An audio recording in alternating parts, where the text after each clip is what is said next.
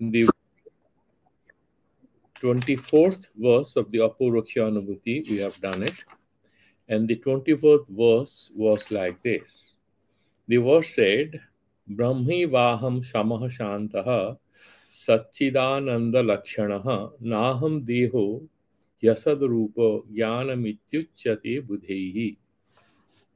I am verily Brahman because the Acharya, the commentator, is drawing a distinction between what is Atma and what is Anatma. Everything else which is not I means it's not Ahankara. I means that Pratyak Chaitanya or the consciousness that inheres in all of us. Yesterday, there was a question. Of course, the person who raised the question is not present, but let's wait for him to come, then we can discuss it. But broadly, this Atma is ever present in everyone and at all the time.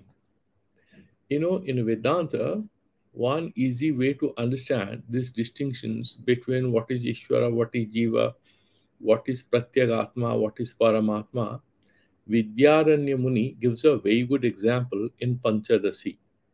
He says, imagine that there is this Mahakasa. Obviously, there is Mahakasa.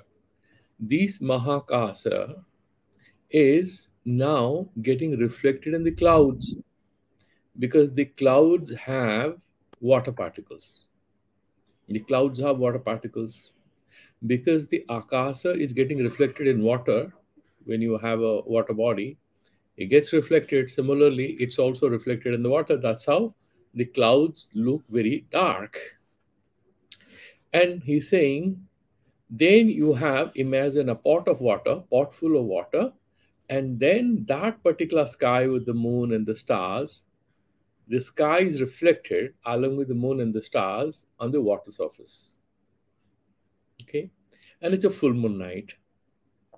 You're looking at the water surface, you see the sky, and you confuse that to be the sky. That is the Ahankara, that is the Jiva. That is the Ahankara. That is the Buddhi, Pratifalita Chaitanya. That is the consciousness getting reflected in the water surface. And the Mahakasa is the Paramatma. The vast sky, limitless sky is the Paramatma. And you know, the clouds. Imagine these clouds is like Hiranyagarbha or Ishvara, from which the creation starts. Okay? The creation starts. And then he's saying that particular thing, everything gets reflected here. Now, because we are unable to see the Ghatakasa, what is Ghatakasa? Space within the pot. That's not visible. Why? It's filled with water. The water is like Antakarana. Antakarana is that Manabuddhi Chitta Ahankara, the mind stuff. So we are not being able to penetrate into the mind stuff to see the self the way we are not being able to see the space in that pot which is filled with water. We can see only the water surface. But water is there only because there is space inside. The space inside the pot is no different from space in the grand sky. It's same space. Because of the contours of this ghata, we call it the Pratyak Chaitanya, or the self, the drashta, the sakshi thing in the jiva. And at the top, that is Paramatma. It's one and the same thing. However, he's explaining that there is a trick there and we need to unravel the mystery through vichara. Now, yesterday, Sanaji has come. Yesterday, the question that we faced was, his question is very intelligent question and very tricky also at the same time. What is he trying to say? What would actually appear in the mind of any intelligent student of Vedanta? That look here, the sky is blue, but it doesn't have any color. How do you know? Because you know physics. Mirage, it looks like a blue body of water, but actually it's a desert. How do you know? You have studied it. And therefore you are being able to talk like that. But how do you know the Atma?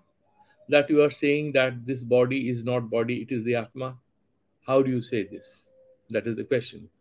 To be able to say this, we are saying that, okay, we study, we build our consciousness, it gets purified, that I know. Then essentially the Atma, then you are admitting, is dependent on human consciousness to be visible. You can know Atma only through human consciousness, which means it is dependent on our knowing. And so, how is it self effulgent? Swayam Prakasha. How is it Swayam? It's dependent on us, right? It is Paraprakasha. We are illuminating it. How the self illuminates everything. We are illumine, and the self is the illuminator. How do you say this? That is the question. The answer is already provided in Bhagavad Gita that we have done. Even in Upanishads, the Atma is the light of consciousness. Now, whenever we use the word consciousness within the context of Western philosophy and science, knowingly or unknowingly, we were somewhere referring to the process associated with the brain. A certain state, avastha of the brain, that is what we call consciousness, and consciousness cannot be there other than the brain.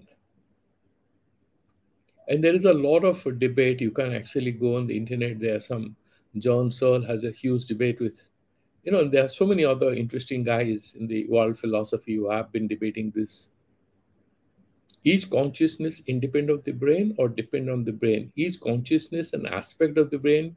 That is one powerful. Is there a mind which is independent of the brain? Now, some people say there is something called near-death experience and they refute it. That could be a hallucination. There could be an imagination that a person died and he came back and he was aware of himself. It could be an imagination of continuity of that consciousness. It's quite possible that he actually died and then the body came back into process. The mind got triggered again and therefore the consciousness started. It appeared as if it's continuing. That is the counter argument. Vedanta is not referring to consciousness as an aspect of the mind. Why? There are arguments given in Vedanta. We have Jyotisham Jyoti is the light of the lights, is the eye of the eyes, is the ear of the ears. That is what Bhagavan says in Bhagavad Gita and different Shrutis. Also, it says the same thing. Jyotisham Jyotihi, Swayam Jyotihi. It is not lit up by anything. I tell you, when you see the pen, how do you see this pen? According to the Vedantic theory of epistemology, or this whole process of knowing, how do they explain it? They're saying that when I look at it, my mind, my consciousness, takes the form of this pen and gets reflected in my consciousness.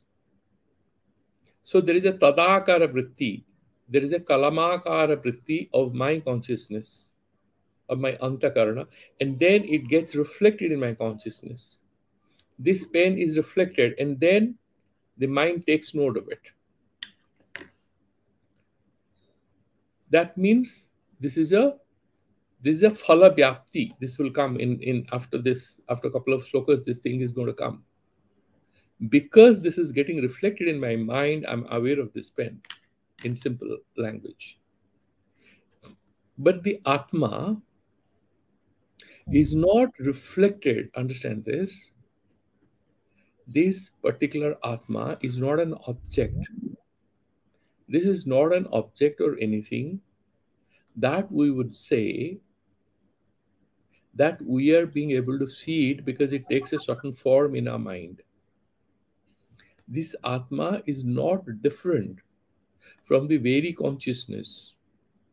In fact, they say this pure consciousness, so consciousness capital C, or some people refer to as original consciousness. Some people refer to as awareness, Chaitanya. The best thing is actually Chit. This grand consciousness is what is, for example, this grand consciousness has become manifest as this prapancha in reality, including the mind, remember. Why it is Swayam Prakasa? They are saying, if we argue by building my consciousness, I will be able to see Atma. The answer lies in this very statement. By strengthening my consciousness, I shall be able to know the self. Who is saying this? The mind cannot say this because we are already saying by building of my mind, by building of my cognitive abilities, by building of my consciousness, by purifying my consciousness, I will know the self. So the little consciousness, the human consciousness that we are referring to is jada, because there is somebody else within me which is saying, I shall work on my consciousness. My consciousness was a little clouded. My consciousness was very good. We use these words. I do not like that person's consciousness. We say this. The consciousness right now in the world is characterized by huge degree of divisiveness, partisanship. We use these words. Collective consciousness, individual consciousness. We use these words, which means there is somebody within me who is aware of this consciousness, who is being able to witness this consciousness. And who is that? That is referred to as the self. And who is going to describe that self to me? Is there someone superior to it? No, there is no one superior to it. Because Bhagavan has made it clear in Bhagavad Gita and in all Upanishads that, there is this debate between Gargi and Yajnavalkya. Gargi is asking, where is this earth? He's saying, no, our earth is established in water. Where is water? Water is established in fire, and fire in air, air in the sky, and the sky, and ultimately in the self, and the absolute in the Paramatma. And said, where is that? He said, don't ask that question. There is so Mahimini, it supports itself. There is no other superior reality which is the causal element of Atman. The earth, materializes out of water. We know that even evolution, that the whole thing was like gaseous plasma. First there was space, and there was this whole thing out of which you have gaseous plasma. It's like air, plasma, air very close to each other. And then we say there was fire, it was burning. And then there was ice age, water. And then there was earth. And then you have the earth. That's what is the whole narration in many Upanishads. That is how creation has happened. Now you go in the reverse order. From effect, you will go to the causal form. Then that is pralaya, that is destruction. If we go in the reverse order, we'll hit upon Ishvara and then Brahman. And where is the Brahman established? Sky is established in, say, Hiranyagarbha, in the Ishvara or Brahman, whatever you say. But where is Brahman established? He's saying, don't ask that question. There is nothing else which supports. So it is the adhisthana of everything, which itself is niradhisthana. It is not a adheya on anything else. Like a pen is on the table, Atma is not on anything. It's sarva vyapaka. What will hold it? It holds everything. And what do you mean by Atma? Atma is not a person. Atma is not an object. Like Nyayayikas would say Atma is a dravya. For Vedantis, Atma is not dravya. They say, they refer to Atma as Jnana. Now, Jnana for Nyayayika is a quality. It's a certain quality of the Atma. It's a dravya. Dravya means guna, asraya. Qualities in here in the objects, different kind of material, non-material objects. Like you have a ball, it can be red, it can be white. So whiteness and redness are attributes which in here, in that particular object, called a tennis ball or whatever. Now the Atma is not a dravya where you will have qualities like Sukha, Dukha and all. That is what Nyayikas say. The Vedanta doesn't say this. It is Nirguna Nirakara Swayam Jyotihi, self-evident. And how do you know it? That is a very good question. Akasa is not blue. You know through physics, that's fine, theoretically later on. But there is also a logical argument. Here also there is Akasa. Between you and me, do you see blue color? No. So here between you and me, there is avakasa, there is space, it has no color. So obviously there also it doesn't have color. Why does it look so blue? Because of distance. The distance is creating the illusion of that blueness. Maybe it's all dust or whatever. There is some diffraction interference, whatever happens to light, it appears blue to us. Similarly, the desert, you see something blue, you haven't studied any physics. You go to that spot, would you find water? No, there's no water. So you can actually verify through your experience, through sensory perception.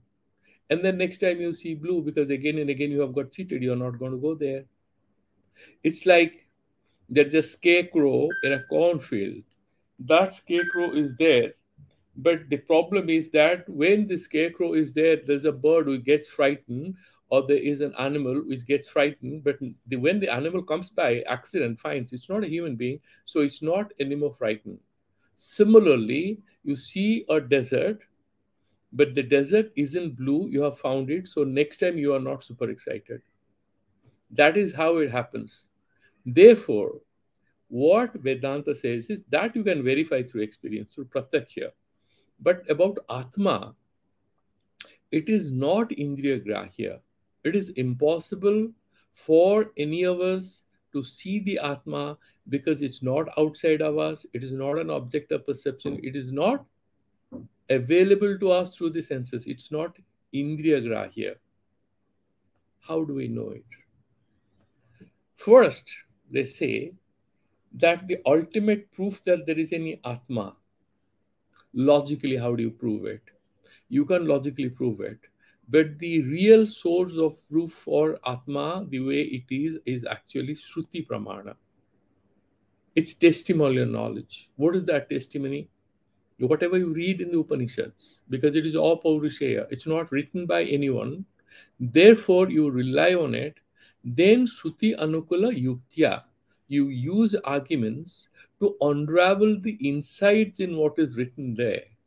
It's quite possible that with our human mind, with the so-called whatever, good scientific knowledge we have, we might use our critical mind to challenge whatever is written there. That is one approach.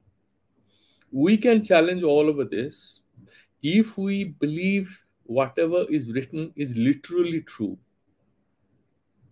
This is a very key thing which Sri Aurobindo writes in Secret of the Vedas. The language in the Vedas is not to describe reality. It's not a science of things. There are certain cryptic insights in it. And these insights enable us to explore the truth. What in AporakshaAnubhuti, the Acharya is encouraging us to do is to explore who we are in the light of what is written in the Upanishads. In the light of whatever is available in the Upanishads, the Acharya is increasingly, he is sort of encouraging us, preparing us, building our understanding, and giving us a few handles to carry forward our own vichara or analysis of things. Okay, that is how it's going. So in the verse number 25, we had done till 24. What he said, Brahma eva aham shamaha. Now there is another thing. What is Atma and what is Jiva? Jiva Brahmaiva naparaha. That is what Bhagavan Shankaracharya says. Jiva Brahmaiva naparaha. We all are Brahman verily, no different. What is the challenge? We are going to die. We know a little. We are limited in our strengths, in our prosperity, in our wisdom, in our capacities. How can we be Brahman? How can we be God? They explain, as you have done, Tattvamasi. Tvam means Jiva, Vachyartha, the real referent. That's what it denotes. But actually, what is the Lakshyartha? What is the intended meaning? The Lakshyartha is what? That consciousness which is inhering in me. Refer to the Ghatakasa for easy understanding. What is Tat? The Mahakasa. It's actually the clouds. No, it's not the cloud. Remove the clouds. That is the Upadhi. And what is then? It's that pure sky without name and form. That is like Mahakasa. So that space and this space is same space. So Jiva Brahmaiva Naparaha. So there is a kind of Samanadhikarana. Samanadhikaranya, how? There is an equivalence. The pure consciousness which inheres in all of us and the pure consciousness which inheres in Ishvara is one pure consciousness, not two, three, four. However, there is another school of Vedanta. I'm not complicating, we'll keep it very, very simple. There is something called Abhasavada. This view that Samanadhikaran is called Vivaranavada or Vidyaranya. This, powerful school of thought. It's called reflection. One sun shining in millions of mirrors, appearing as different suns. So all of us are same Atma, but reflected consciousness. That is a powerful school of thought. The Ghatakasa, Patakasa, Akasa and Ghatakasa, pot space and space, grand space, that is called Abhachedavada. The same space within certain contours appears as different, called Abhachedavada or Vachaspati Mishra or Bhamati Prasthana. There is another school of thought called Abhasavada, Sureshwaracharya. You know what he says? He says, look here, when there is a snake, you saw the snake, and when you are seeing the snake, you switch on the light. Is the snake anymore there? Snake is gone. When the child switches on the light, the grandfather comes, and the grandfather is asking, he has a very interesting question to ask. Where is the snake? Because they have both seen the snake, and the grandfather was having fun with the grandchild. So he asks the grandchild, after switching on the lights, where is the snake? The grandchild laughs because now he's no more afraid of the snake. He says, the snake is verily the rope. It was rope only. That means snake was an appearance. The appearance is gone. The snake has become the rope. Snake is actually rope. What was the snake? No, it was the rope. How can the snake become the rope? No, it was really the rope which appeared as a snake. So that is an appearance called Abhasavada. So according to that theory, we are all appearing as jivas, but only Brahman is real. All of us is just appearances. That is another school of thought. But the Vivaranavada, or the equivalence, that is fine. So what he's saying, Brahma eva aham. And you can see, because Vidyaranya Muni is writing, he's a Vivaranavadi, Samaha. In Bhagavad Gita, what is yoga? What is that samatvam? He's explaining that equanimity in Bhagavad Gita, isn't it? Where you go beyond all gunas, you are absolutely not identified with anything. Your samatvam yoga yuchyate, establishing yourself in that sthita prajna state, that is the highest goal of yoga. He explains in Bhagavad Gita. Here he's saying samaha means, the commentator is Vidyaranya Muni himself, the great Pratibimba or Vivaranavadi. So samaha means Tattvamasi, I'm same as Brahman. If you take the consciousness aspect of me and take the consciousness aspect of Brahman, it's one consciousness.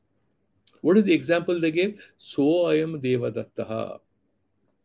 This is that Devadatta. That Devadatta was your classmate when both of you were in sorts and playing games. Now you both have families, you are respectable citizens, professionals. He had no wife, you were a little boy, but today you are friends, you're grown up. So I am Devadatta. He is that very Devadatta who is standing in front of me. That guy had no mustache, no family, no children, no job. He was a school child. So how are you having this equivalence? You are taking by Devadatta the thing that he is father, son of this so and so. You are studying, there are certain similarities. Taking that, tatta and idanta here in Devadatta, everything is different. And yet that self continues. So that is what you say, and you make the equivalence. Similarly, Jiva and Brahman, you discard the Jivatva, mind, body, limitations, everything discard, all the upadhis, names and forms. What remains? Pure consciousness. Pure consciousness is not aspect of the brain. That is not the consciousness we are talking about. We're talking about that Shuddha Chaitanya. And similarly, that pure consciousness is not different from the Brahman, which is pure consciousness. Consciousness, see, grand consciousness. Now, Brahma eva aham and Shantaha. There is nothing more to get. It's Niratisaya Ananda. You become Kritakritya. Therefore, you are Shanta. There is no more craving. Why? Once you realize you are no different from the infinite being or Brahman, there is no craving, there is no listlessness, there is no restlessness, no anxiety. Shantaha. Satchidananda Lakshanaha. Sat, to refute the Shunyata view. Chit, to refute the Jada aspect. You are not inanimate, you are not unconscious. And Ananda Swarupaha means refutation of all anxieties and pains and agonies that we associate with our life. They are all gone. Ananda Swarupaha. Therefore, you're saying Satchidananda Lakshanaha. How that can be this body? I cannot be that body. Therefore, he's saying, Na aham deho. He asad rupa. This deha is asad rupa. It's temporary, it's ephemeral, it's transient. So it has to go. It cannot be here for all time. Therefore, he's saying asad rupaha jnanam ityuchyate budhehi. The wise men have verily explained that this body is asat, it's transient, it's ephemeral, it's for a while, whereas the Atma is ever eternal. It's written in the Shastras. And therefore, I am that. I have understood it. How can I confuse myself as the body? These are the vichara, these are the modes of reflection on who we are. Now, verse number 25. Nirvikaro nirakaro niravadyo ham avyayah naham deho hyasadarupo jnanamityuchyate buddhihi. And somebody might say this question, why is he at all going to mention this sloka? Vidyaranya Swami is a very intelligent commentator, one of the wisest in Vedanta. So he's mentioning, Nanu aham jatam ritaha sukhi dukhi ityadi aneka vikaratvena aham sabda pratya alambanasya pratyamanatvad katham tasya brahmatvam. He's saying, look here, when you are talking about the self, how do you refer to the self in Sanskrit? Aham, I, right? Mhm. So, what are the predicates you associate with the subject I? Aham jataha, I was born on such and such date in an year in this location to such and such family. And then aham mritaha, and then I was dead, or I'm going to die. I was young and I became old. I had a family. I lost few people. I gained some people. All this. Aham sukhi, aham dukhi, I'm happy, I'm sad. All these are what? These are vikaras. They are modifications. They are changes in my being. And then you are saying you are Brahman. That's the question we just raised. How can Tvam be Tat? How can the Jiva be Ishvara? He's raising. He's saying no. You have not understood. That's why you have this problem. So Acharya, Bhagavan Shankaracharya says, look, do you know actually who am I? You are able to say you are sad, you are happy when you confuse your Atma with your mind, with your Vijnanamaya Kosha, with your Manomaya Kosha. Sukha, Dukkha, these anubhavas are there in your Manomaya Kosha. Emotions are experienced in the Manomaya Kosha. Truths are experienced in the Vijnanamaya Kosha. I'm Jnani, I'm Ajnani, I'm knowing, I'm not knowing. All these are there in the Vijnanamaya Kosha. What is Atma according to Upanishads? It's Pancho Koshatita. Beyond all the seeds, you have to find that. It's hidden in the seeds, it appears, but you have to unravel the secret. Go beyond the Anandamaya Kosha. Then you would find what is the self. How do I do it? You reject everything what remains, that pure consciousness, that itself is Atman. So he's saying, I am not vikari, even though in Laukika Vyavahara, in everyday behavior, I do describe myself as happy and sad, as elated and depressed, as distracted and concentrated. I may describe myself as so and so. However, I have no modifications. Why? Because what can be modified? Something which is niravayava, the cause is a nirakara, it doesn't have any akara. How can it have vikara?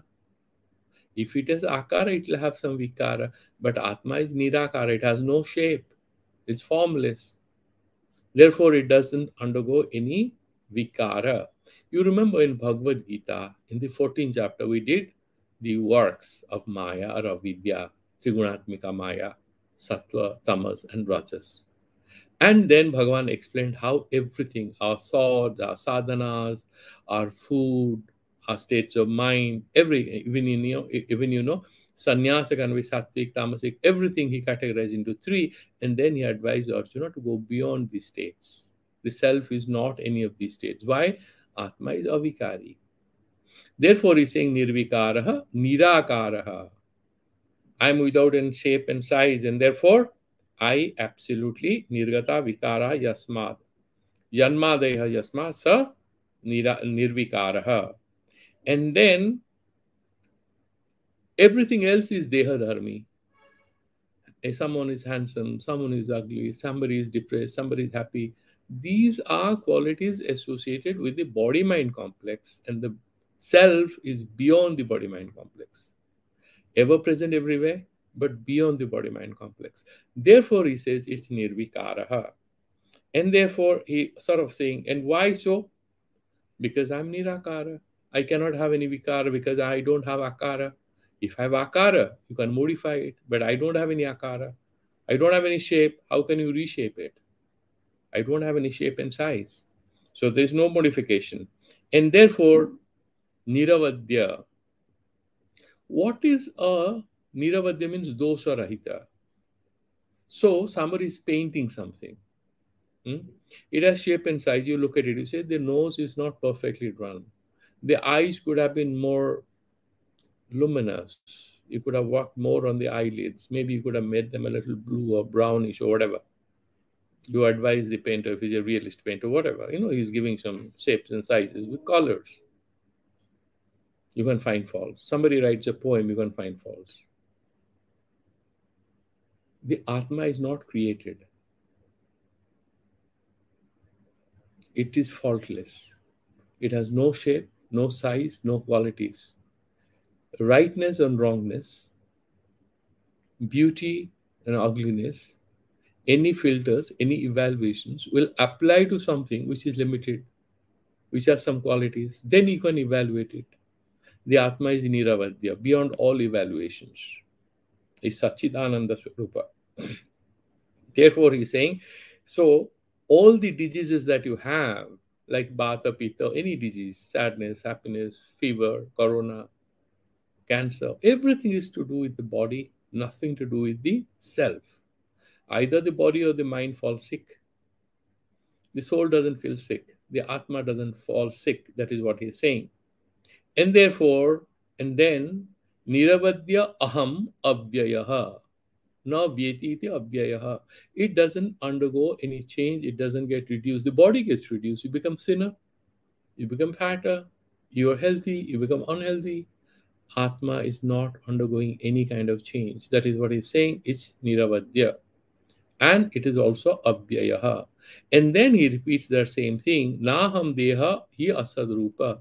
Because I am not this body, which is asadrupaha, which is transient, ephemeral, temporary, and vulnerable to these diseases, these insufficiencies and limitations that I just mentioned.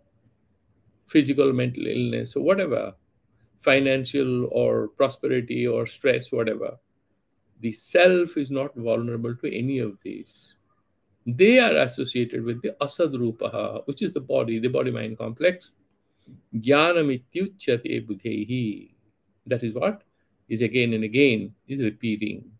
Then he's repeating the same thing in different words in the verse number 26. He would expand on this. Why I'm niravadya is further giving few adjectives to distinguish the self from this body-mind complex. And what does he say? Niramayo nirabhaso nirvikalpo hamatataha naham deho yasadrupo jnanam ityuchyate budhaihi. Niramayaha. Amayaha means again diseases, shortfalls associated with the body. He's saying you don't have any kind of sarva roga rahitaha. Because you see, all rogas or insufficiencies have something to do with sattva, tama, rajas, and bata, pitta, kapha, all these things. Something which has certain self, which has a physical being, then it has certain imperfections. If you have a machine, you have sent it to the lunar surface. You are bothered. Is it going to survive this low night temperature on moon? It has a shape. It has some functioning. There are rules of the game. The self is beyond all rules of the game. It has no shape, no size. It's pure consciousness. That's why I say Jnana Swarupa. I would know the Atma. How do I know the Atma?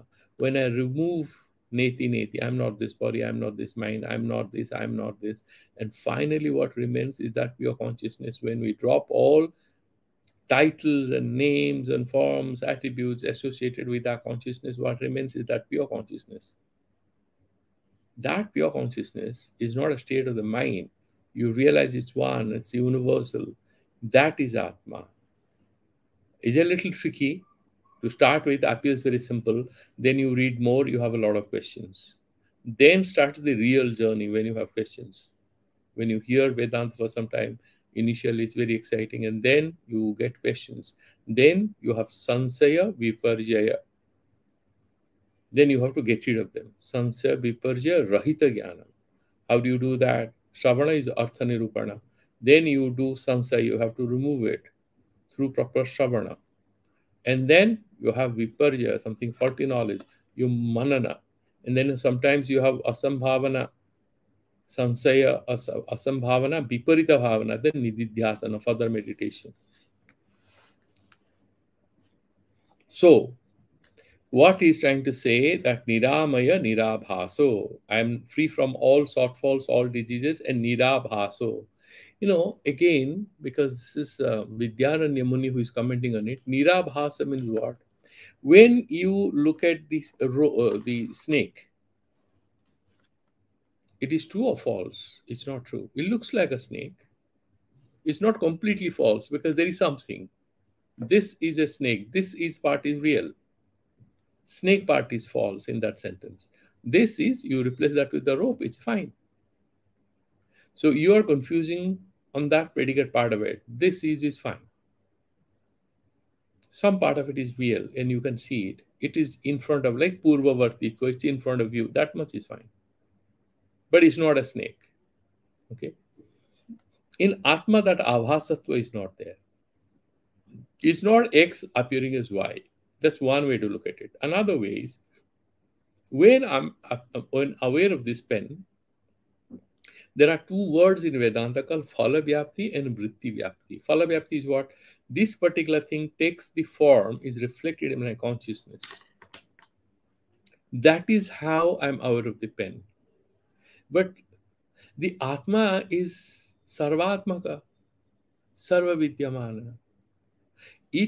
The mind cannot capture it. There's no such reflection.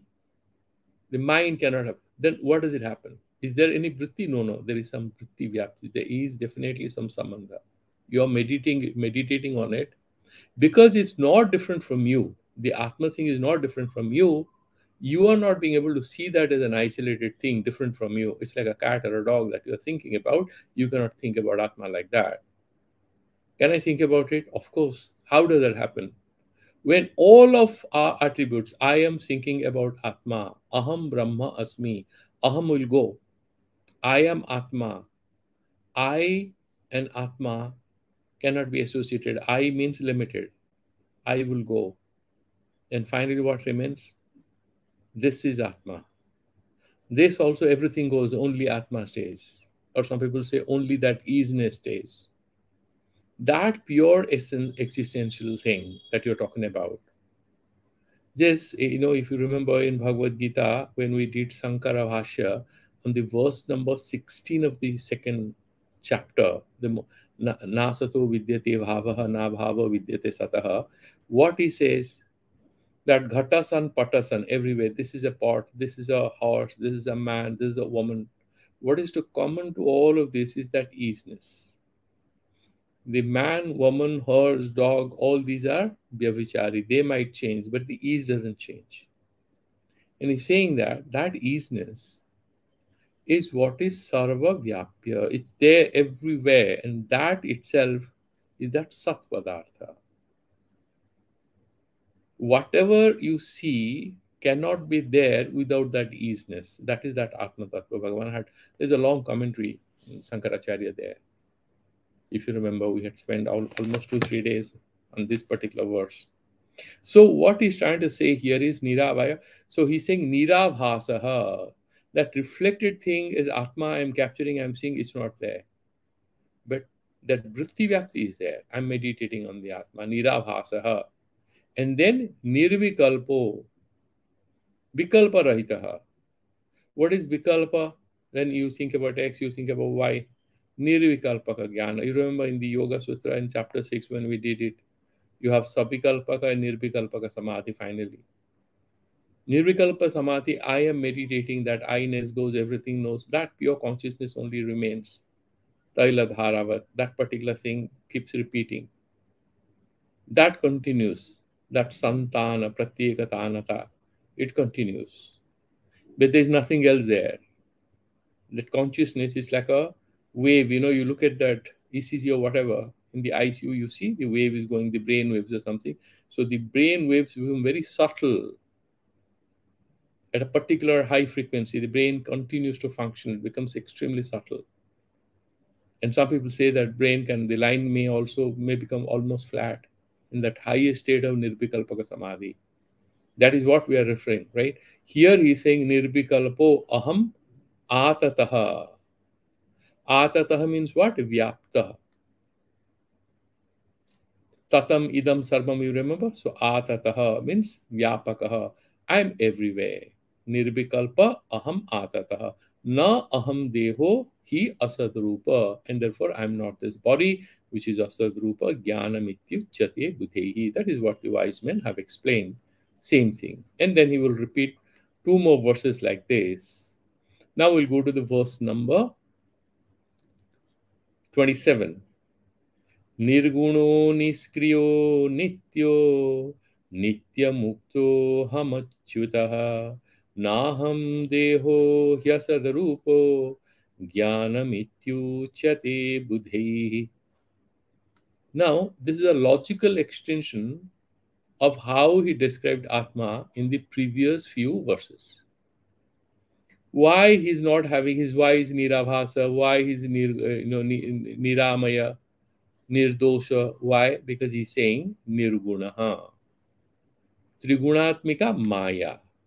That is Prakriti. Bhagavan says in chapter 15, you remember, there are 2 Purusas, but I am beyond that. I'm Abhyaya, I'm Paraha. In other things, he's saying Prakriti, Paraprakriti, Aparaprakriti, I am beyond that. Again and again, he says that, right? Kshetra, Kshetrikya, Paraprakriti, Aparaprakriti, all that he mentions. Then he says, I am beyond that. Then he says, Mama Maya Duratya, you cannot understand my Maya, but focus on me. He again and again would mention that I am beyond all that is getting modified with which you get identified. But I am in you, but because of your ignorance, you are not being able to see me. You are not being able to see this perfect thing called the Brahman, the Satta Swarupa, the Satchidananda Swarupa. Therefore, he's saying Nirgunaha. Arjuna is advised by Bhagavan, these are the gunas and this and that. So, Arjuna, why don't you go beyond these 3 gunas? Bhagavan asks him. So far, and then, Sattvatmika Buddhi, also it says that Prakasatvena Badhanati. The Sattva thing is also binding because you start loving. So you love meditation, then you develop love for meditation.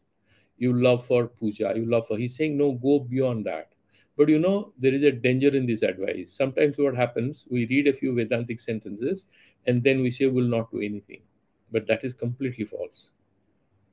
Because then you are destroying the whole structure of your sadhana in the beginning. So we need not be super excited with the ultimate advice is given, keeping in mind the highest stage of spiritual ascendance. That's not meant for all of us. We are at our own respective states and we have to do our sadhana, means we will do our pranayamas, we will do our japas, we will do our meditations and prayers, and we'll do our niskama karma yoga and charity and everything. Love for others, affection for others, warmth in our behavior, being inclusive, being, trying to embrace everyone through love and affection. These are essential aspects of a good sadhaka, good Vedanti. Ultimately, those ultimate things are kept in the background. It's like the blueprint we have. Then engineer has a certain plan. He looks at the design. Then he construction. Doesn't mean he abandons everything and runs around with the design. Nothing happens. The design has to be in the hand, and then he construct the whole structure. Similarly, we have to do, or we have to organize our sadhana life, keeping the blueprint and the ultimate truths about what life is, what Vedanta tells in mind. Doesn't mean abandoning all that we have to do to ascend to that highest plane. Therefore, he's saying nirguna nishkriyaha. The Atma has no agency. Kartutva bhoktutva is not there. Karta bhokta, that is there in Ishvara. He can create with Maya Upadhi, his Maya Upahita Chaitanya. He wears that magical hat and he becomes the Jadugar, as Thakur Ramakrishna Paramahansa used to say. He creates this whole sansara, and Jadugar is real, rest of it is false. So, Nirguna Nishkriyaha, it doesn't do anything. Because again, to do anything, you have to imagine 2, 3 things, right? You are making pudding, you want to make rabidi. So, there is milk, there is sugar, there is an oven, and you. Atma is on everywhere, Atma only. So, what it will make? Nishkriya, it doesn't do anything. So, what is this sansara? It is Sarvanyamaka, you say? He is a giver of all benefits? Yes. Compared to our, it's all relativity. If you bring in, it becomes all easy to understand. Relative to our level of understanding, Ishvara is there. We have to do sadhana. Relative to us, Ishvara is there. Ultimately not there. Only Brahman is there. Relative to us, yes. Like, for example, you see clouds, then you board a plane and you go beyond it. Where are the clouds? But on the ground, yes, clouds are there. They don't cease to exist, but you go beyond it. It's like that. It's all relative to our ignorance, relative to our understanding, relative to the level of our consciousness. Brahman is there, ultimately fine, but Ishvara is there, all these are there. So what he's saying is, Nishkriya and Nityaha. This Atma is Nitya, means Desa Kala Vastu Paricheda Sunyam. So this Brahma is not limited by time, by location, and by its stuff. Vastu Paricheda Sunya Sajatya Vijatya Swagata Veda Rahitaha. There are no two Brahmans. There is Brahman and something else? No. There is Brahma, whole and parts? No. Therefore, Vastu Paricheda Sunyaha. As a material limitation it doesn't have. So that is Nityaha. And then Nitya Muktaha. I mean, obviously, Abadha because of ignorance. The pure consciousness has no bondage. It has no shackles. It's not, sort of bound up in the limitations which describe our existence as humans. That is what he's saying. Nitya Muktaha. Aham. Why? How are you liberated? How does that happen? He's saying Aham Achyutaha. That Achyuta word is again there in all Vedantic texts, including Bhagavan is referred to as Achyuta, who is absolutely not moving. The interesting is he's Achyuta, why? Where he'll fall. A stone falls from a building, a baby falls from a building, an egg falls from a tree and from the nest of a bird. Brahma will fall where? Where he is not there. To fall somewhere, he has to have some space where he can fall, where he's not there. He's everywhere there. Achaloyam sanatana. Therefore, he's achyutaha. There is no chuti. There is no change in his location. He's sarva vyapaka, achyutaha. Naham deho yasad rupa. But this body has all these qualities. It's trigunatmika, it's kriyavan, it's anitya, it is nitya, it's nitya mukta, but doesn't know it. Therefore, he always finds that I am in cage. And it's always chuta from its consciousness, it's modified, it runs around, but the self is not that. And then he extends that same description to further focus our minds on the nature of the self. What it is, he's saying, Nirmalo Nischalo Nantaha Suddho Hamajari Jaro Maraha Naham Deho Hyasadrupo Jnanamityuchate Budhehi Nirmalaha. Same thing as the Niramaya, Anavadya, he has mentioned. Why is he saying the same thing more or less again and again? Vidyaranya Muni is giving some words of advice to us. He's saying, do you know, my boy? Atma is the most difficult thing to understand. Is Durbodhya. What would the teacher do? He'll give you 20 examples instead of giving 2 examples to make it easy for us to understand. Out of his love and compassion, Bhagavan Sankaracharya is mentioning all that. What he's saying, Nirmalaha, Malarahitaha. What is Mala? Well, the stains of your, bad sanskaras, papas and punyas, anything you can imagine. Impurities. Is free from all that. Nirmalaha. And Nishchalaha.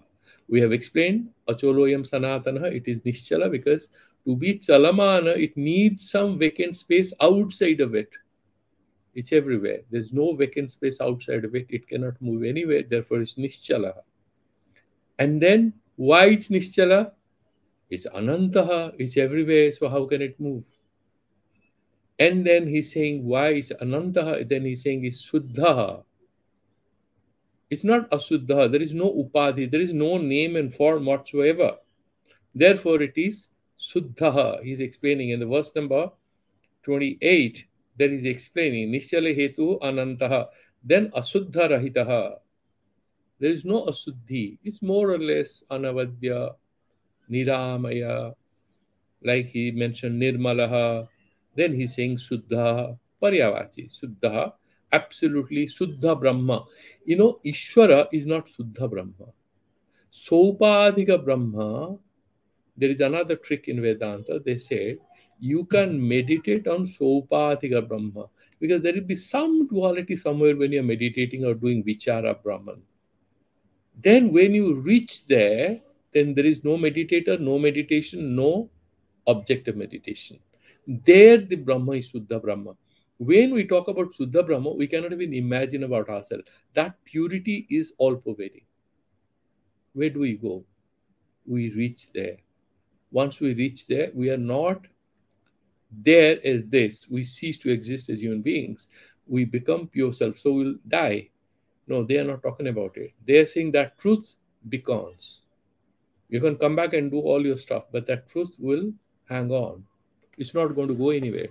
Once you know a certain mathematical formula, like the the geometric theorems, it doesn't vanish anywhere. Whether you are doing geometry or not, the truth doesn't vanish from your mind. It's always there with you. Similarly, that truth is always there with you, and then it informs all your behavior and everything. That is what he's saying. So, and then he's saying, then what happens? He's now making a bit of fun about people who are the ones who would like to either doubt Vedanta or refute it or like to stay away from it. He's saying you are very unfortunate. So there would be 4-5 verses where he is going to chide us, he's going to goad us to get to the truth by sort of, mockingly, lovingly but mockingly talking about our ignorance. Swadehe shobhanam santam purushakyam cha sammatam king murkha sunyatatmanam sunyamatmanam dehatitam karoshi bho. This one is targeted at the Sunyavadis, the Buddhists. What he's saying, they say these Atma that you are talking about actually doesn't exist. It is Swarupa Sunyaha.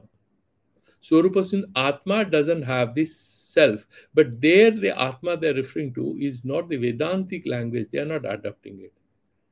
By Atma, they're referring to the individual soul, is saying by itself, individual soul doesn't exist.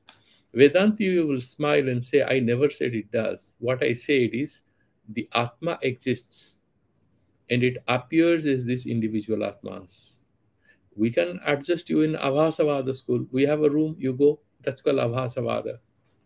We have another school called Ajatavada. Nothing was created. You can accommodate yourself there and you can still remain a Vedanti. Find your place there. Why do you want to go out of the house? They would negotiate like that. But the Buddhist says Annata, Anatma. There is no Atma as such. Swarupatah nothing. Swarupa Sunyata, that is what they say. Ultimately, there is nothing. These are all, there's a Sanghata. There's a Panchaskanda. So it's a combination of things and it appears as if there is an object. Ultimately, nothing is there. It also interests a lot of people. It interests a lot of Western philosophers and scientists. It has a powerful argument to present. Ultimately, there's nothing. Ultimately, nothing can be proved to exist. Ultimately, this whole cosmos, you can't prove that it exists. That is what the argument. There are people to accept it because it has a very solid logical foundation. They don't believe in Vedas and all. But the Vedantists would say that we cannot refute the deeper insights in the Upanishads. There has to be just to have something. Who is saying that there is nothing? Who will verify it? They say we are also mithya, you are mithya, everything is mithya, this theory is mithya. That's what they say. They have very sophisticated arguments, by the way. The Vedanti says, look here, don't refute the basic foundational thing called the Atma. And that Atma you can accommodate. They also talk about Buddha nature and all. So they're very close, and yet at a level of language, there is some apparent distinction. So he's saying, Swadehe Shovanam Santam Purusakyam Cha Sammatam. He's saying, do you know this? Anyone nanu atma pratyakya deha rupa na bhavati tarhi sunyatvam atmanaha syad. If you are saying you are not this body, fine, you agree with us. The Buddhist comes and sits in front of you in the table for arguments. You are saying you are not the body, so you agree with us. There is nothing exists. It's sunya.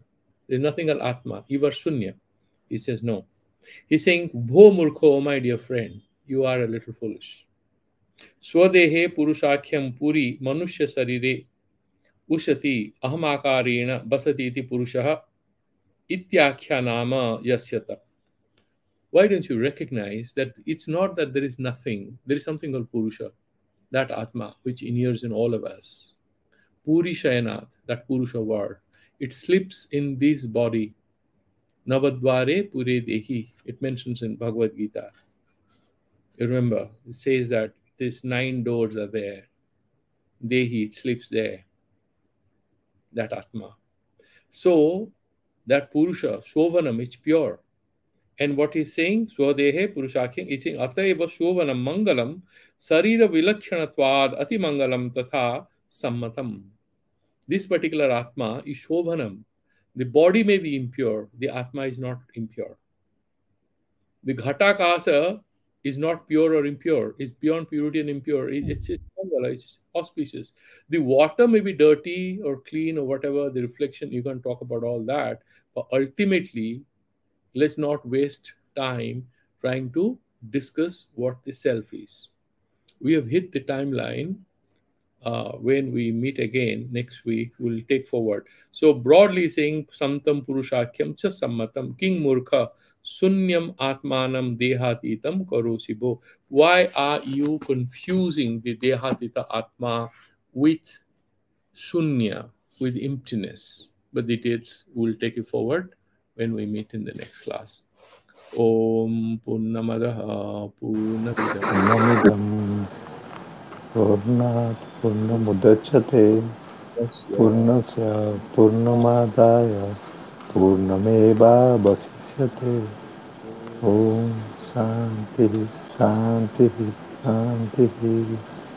Shri Gurubhyo Namaha. Hari